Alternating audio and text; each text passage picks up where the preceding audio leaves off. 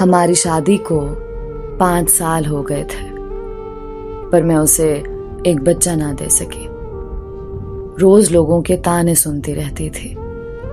پھر ایک دن میں اپنے شوہر کے پاؤں میں بیٹھ گئی کہ پلیز وہ ایک اور شادی کر لے، پر وہ نہیں مان رہا تھا۔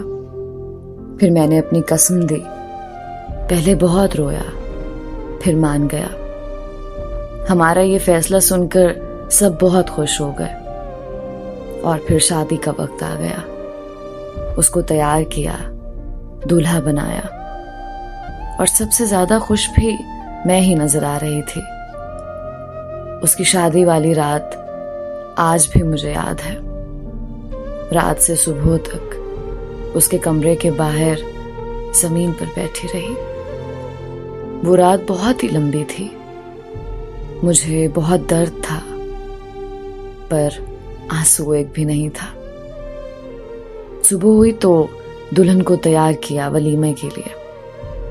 میرا شوہر بہت خوش نظر آ رہا تھا، اور میری خوشی اسی میں تھی۔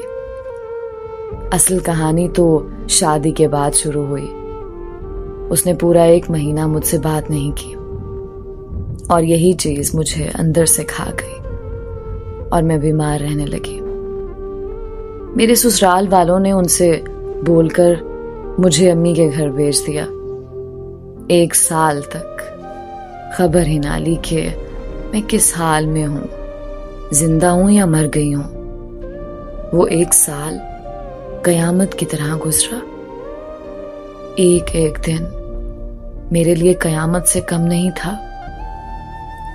1 سال بعد اللہ نے ان کو ایک بیٹی اور بیٹے سے نوازا، تو ان کو ایک نوکرانی کی ضرورت پڑ گئی، اور وہ مجھے لینے آ گئے۔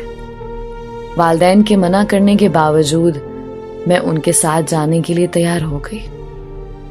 سارا دن مجھ سے نوکرانیوں کی طرح کام لیتے، لیکن اس میں بھی خوش تھی میں۔ بے شک وہ مجھے دیکھتے نہیں تھے، مجھ سے بات نہیں کرتے تھے، لیکن میری آنکھوں کے سامنے تو تھے نا۔ سارا دن کام کرتی اور ساری رات سٹور نما کمرے میں جاگ کر گزار دیتی۔ دن گزرتے رہے، اور میں اسی چیز کی عادی بھی ہو گئی۔ میرے ساتھ جو کچھ بھی ہوا تھا میں سب بھول چکی تھی۔ میری آزمائش تو گزر چکی تھی، میں اپنی آزمائش پر پوری اتری تھی۔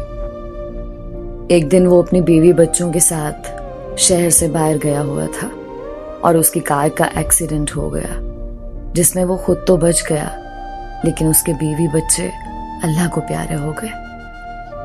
اپنے بیوی بچوں کی موت کے بعد وہ حد سے زیادہ پریشان رہنے لگا تھا، اور اسی طرح 4 مہینے گزر گئے۔ جب اس کا غم تھوڑا کم ہوا، حالت تھوڑی ٹھیک ہوئی، تو اس نے میرے نزدیک آنا شروع کر دیا۔ لیکن پتہ نہیں کیوں مجھے اس کا نزدیک آنا عجیب سا لگا۔ پتہ نہیں کیوں مجھے اس کا پاس آنا اچھا نہیں لگ رہا تھا، پر میں کر بھی کیا سکتی تھی، مجبور تھی۔ اپنے پاس آنے سے منع بھی نہیں کر سکتی تھی۔ مرد آخر مرد ہوتا ہے، وہ اپنے آپ کو